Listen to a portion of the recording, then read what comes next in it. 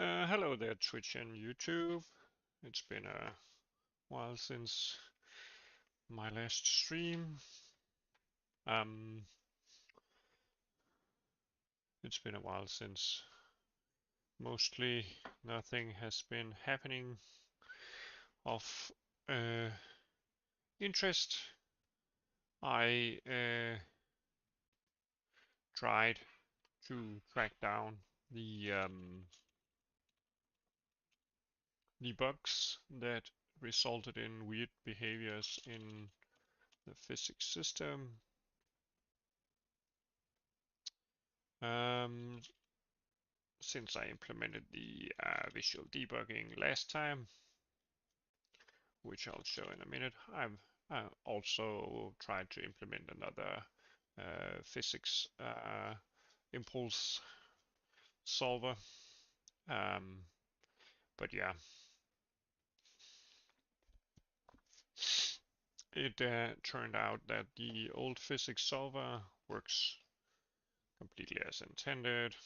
If you're writing off the code, it should be fine. Um, yeah. Um, but yeah, I'll have to clean out all these comments.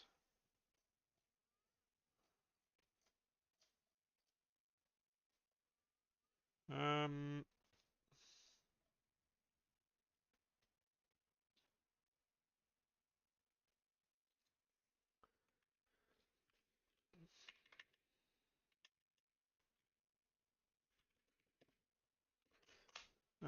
let me just correct this.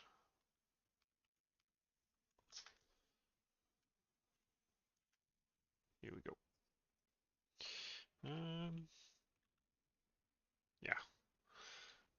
Uh, but yeah, no code really changed inside the impulse solver. I added friction. Can't remember if I did that in the last episode, but this is the friction correction algorithm. Yeah. But it turned out that there it was a bug, um, specifically in the way the quaternion gets translated into a rotational matrix. Uh, there's some minor adjustments to that part of the algorithm. I think it was error prone. At least I compared to a quaternion to matrix translator on the internet, and I didn't really get totally great results. Maybe there's no real difference since some of the differences were based on rounding errors. Anyway, another bug was that the way I added my rotation to the orientation is a quaternion and the rotation is a vector. It simply had some problems. It was related to this method where, as you can see, I used a version of the DirectX math library quaternion multiplication, but yeah, I must have made a mistake somewhere because it doesn't function right, meaning that our orientation doesn't handle the rotational velocity correctly, meaning that you end up with weirdly behaving objects that spin uh, out of the blue instead of settling down on the surface as intended. So yeah, I fixed those two bugs, and it turned out that they um, gave me a lot of trouble. Let's see. Am I missing anything here? No, I think everything is as it were.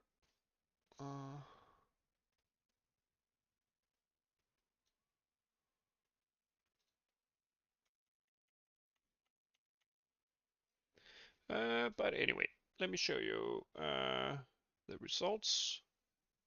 Yeah, I added a transparent texture uh, so that our debug information can be seen through the object.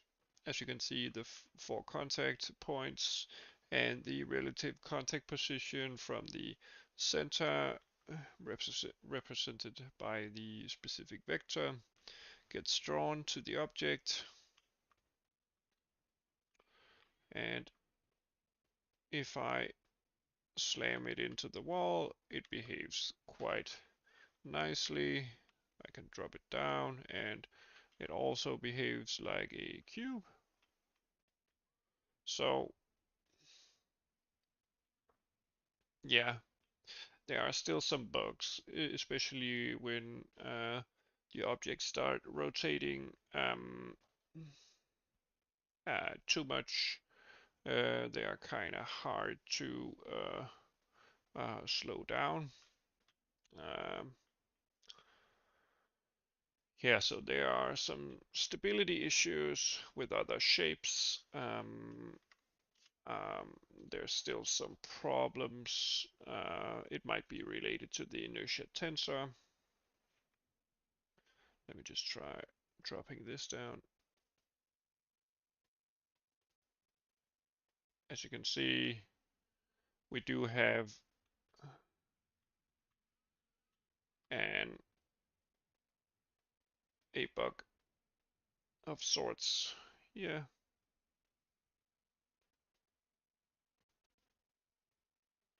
And it might relate to the inertia tensor calculation. I'm unsure. Um, it is a bug though. But as you can see, this finally behaves as intended. When I start the game, I drop the box down, and uh, it has a small rotation on the x-axis, um, or rather its orientation is shifted a bit. But yeah, as you can see, impulses kind of build up, and it ends up in a kind of weird spot. Yeah, but it still looks way better than it has been looking for a long time. And so far, maybe it's when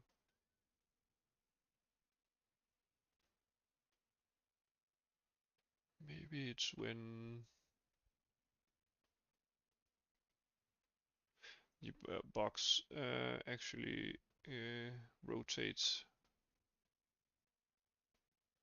Yeah, it seems like when the basis of the box changes too much, uh, it kind of gets out of whack. It might have to do with the orientation still. Um, that is definitely the last bug, or hopefully the last bug that will need to be fixed. Let's see. So it seems like if we kind of make the object rotate too much, yeah, it kind of must be when one of the, yeah, it only behaves weird when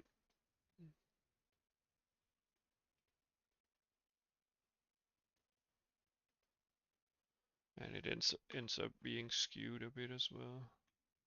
Or perhaps it just seems that way. Let me change the texture.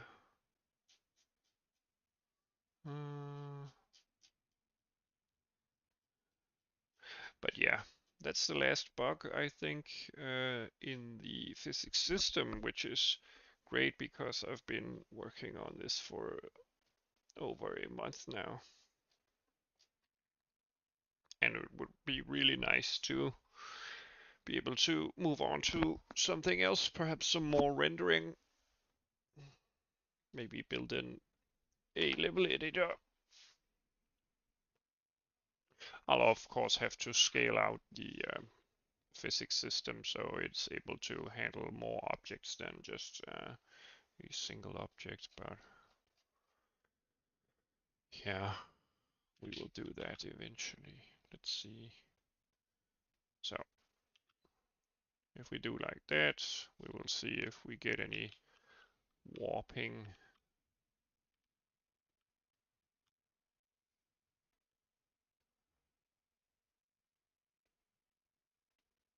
Yeah, so it only behaves weirdly when it kinda rotates too far, which makes me suspect that it's the translation of the inertia tensor. As you can see here, everything looks pretty normal when I simply drop the box and it doesn't end up rotating too much.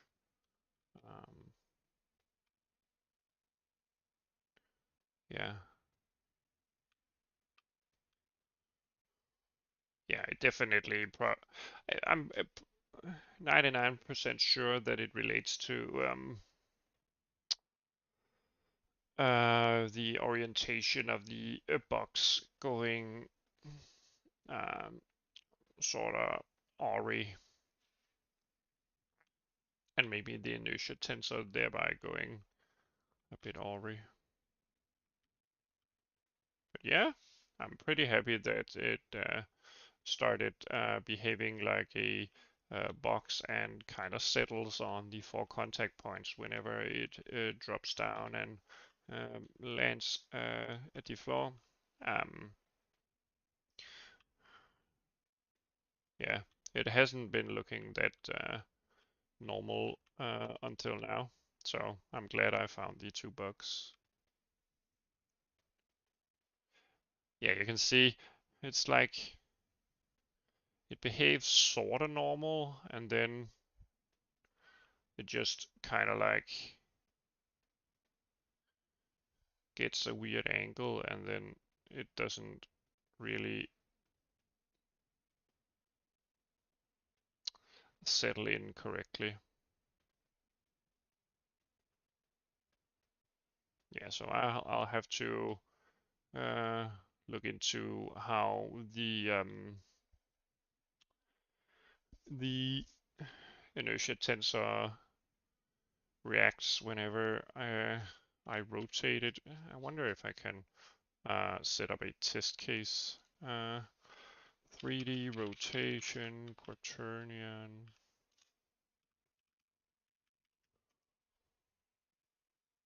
Let's see, calculator.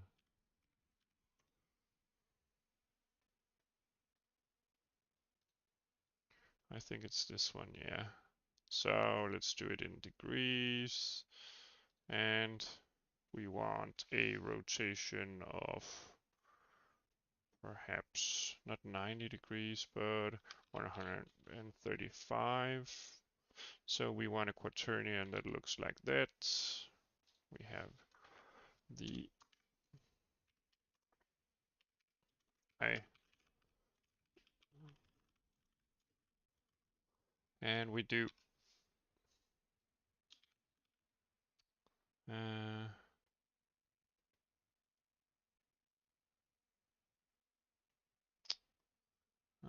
let me see. We do the quaternion we got from this calculator.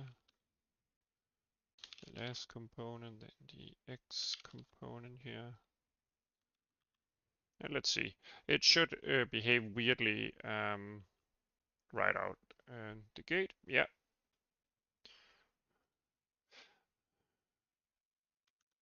So now we have a test setup where we can over-rotate it. Let's see. If we do 45 degrees, I think it still behaves perfectly. No, that way it doesn't. Sometimes it falls to the other side. Uh, what if I push it a bit? I can't. All right. Well, if I do, let's see, a bit less rotation, maybe it falls to the other side. Nope. I do a bit more rotation, perhaps. Hello. How you doing? Well, 45 degrees seems too much.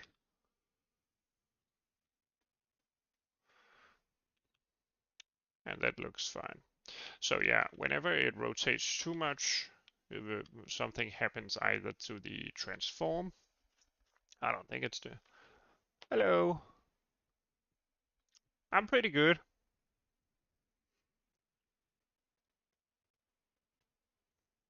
I kind of solved some bugs that have been in the system for over a month and was wreaking havoc on the physics system here. So it feels pretty good. Yeah, it's pretty fine. And your day is better than the last time you were on the stream.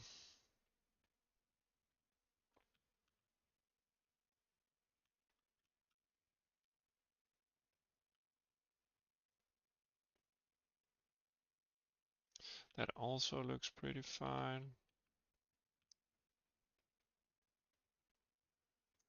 Thank you.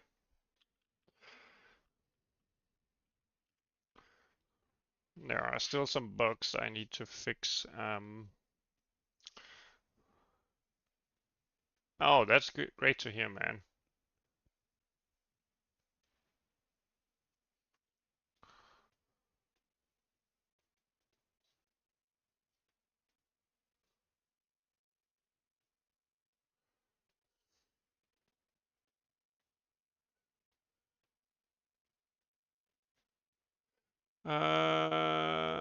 Let me see if I have any advice for someone that just started their bachelor's in computer science. Oh, I'm not a computer science major, so uh, I really wouldn't know too much about that.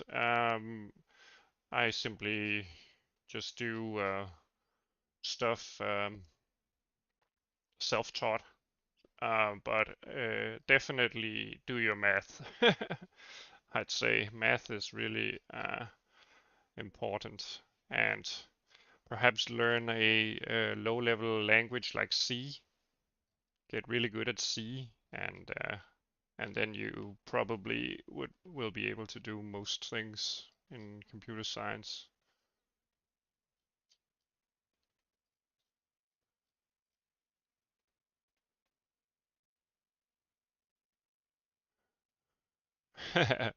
People are chatting in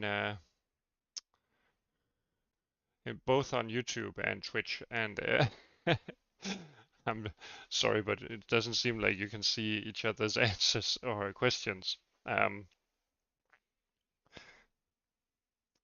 uh,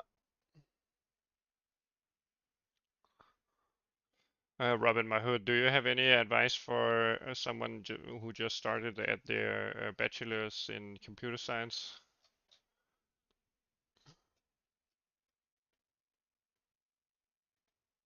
Because someone on Twitch here asked.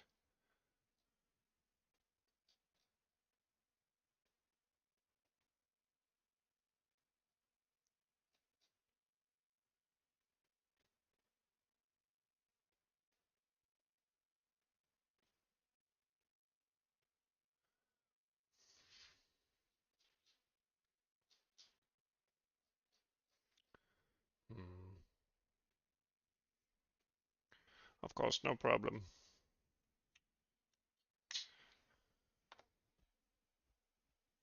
It seems like a lot of the followers and viewers on this channel do have degrees in computer science, so uh, if someone has more general advice, you could probably catch someone in here from time to time. Let me see. So if I do the quaternion where we do 135 degrees,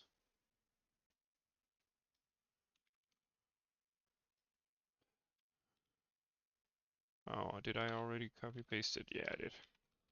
Let's see. So this should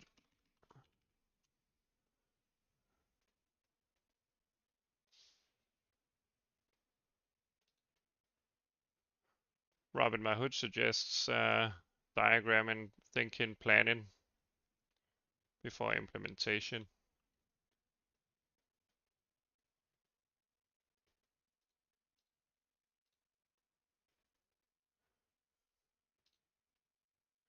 So yeah, that of course works pretty bad. Let's see if we do a, did I specify it correctly here? Let's see. Yeah, I did.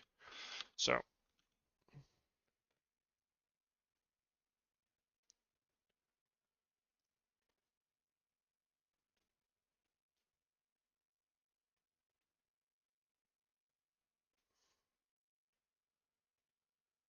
he suggests understanding, or rather being able to explain a calculation or algorithm without writing code. If you're able to do that, it will be easier to implement. And I agree on that. Understand what you're doing, then it gives you a bit of freedom in terms of implementing something, because you know what the input and the output is supposed to be.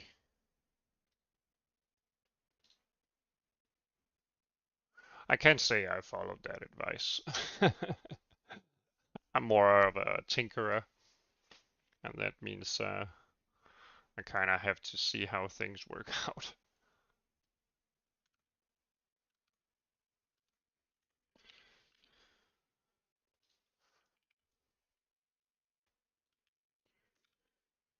Usually I understand the math as well better when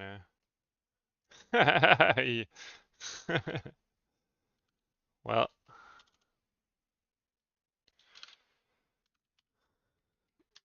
sometimes it's just like that.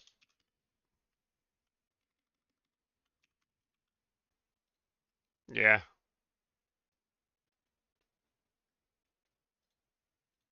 I totally agree. All right. And the last one will be 270 degrees. Let's try that.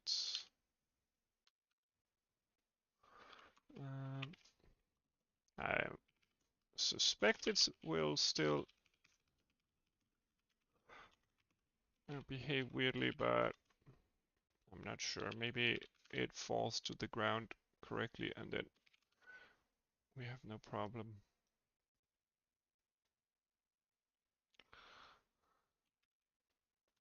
Yeah. Yeah, whenever you have a finished product, I think yeah, documentation is pretty mandatory. I agree. Okay, so it sort of behaves weirdly. Let's see. And the last one. Now we have some test cases set up, which I'll use to debug.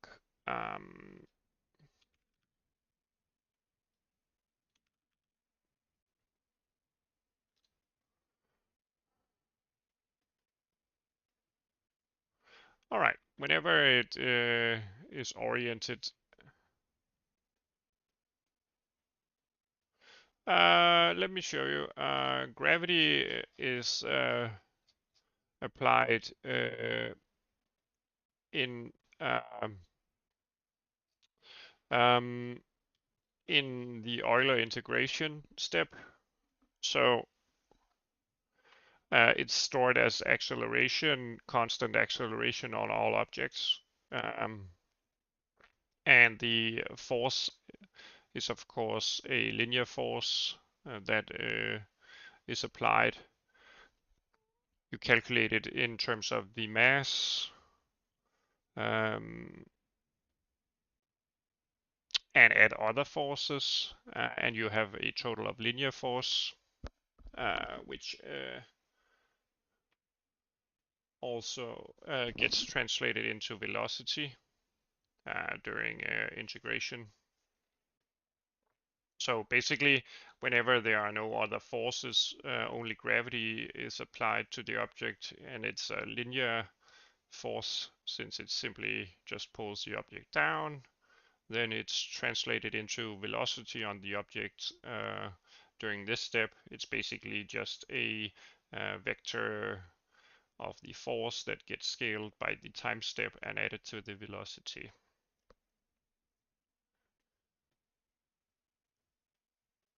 And then we do drag or dampening or whatever we call it in terms of not um, to rather simulate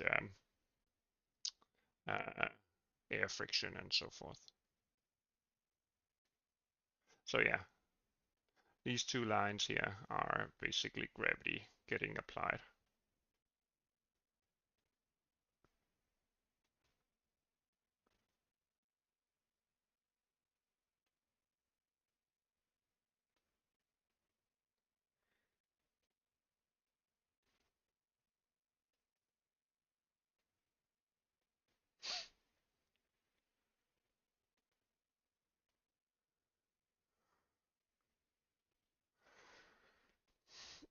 So during every frame, all objects get so-called integrated, which means that they take whatever force got applied to them and calculate the linear velocity and the rotational velocity, and then update the orientation of the object from that rotational velocity. Um,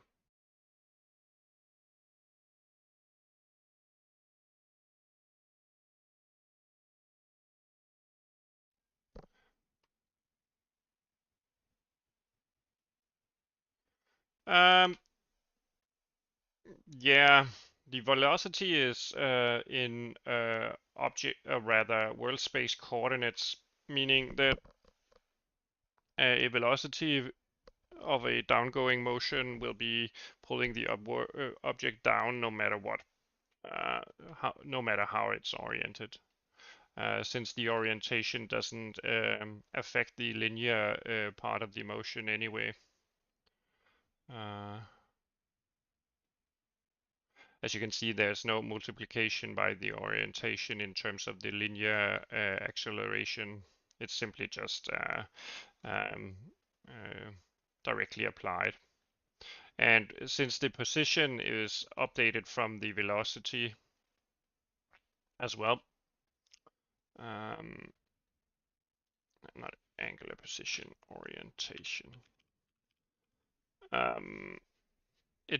Gravity has no effect on the actual orientation, but I'm pretty sure the reason why it kind of behaves weirdly when it's rotated more than yeah, it's about 45 degrees. Whenever it gets rotated more than that, it starts behaving weirdly, and I'm pretty sure it's because the inertia tensor, which handles how much the object can rotate around different axes, doesn't get translated correctly in terms of the orientation of the object. Yeah.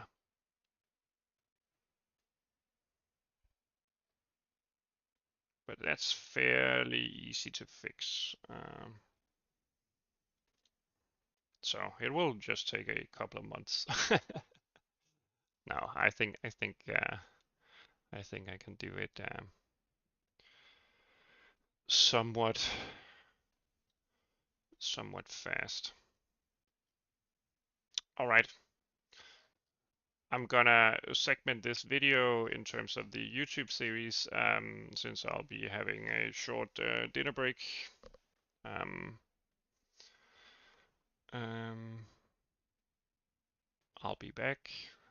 If not today, then probably tomorrow.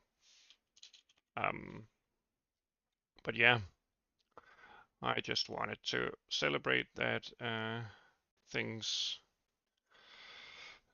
seem to be going in the right direction after all. Uh, it has really felt like a long time since there were any progress in terms of this physics engine.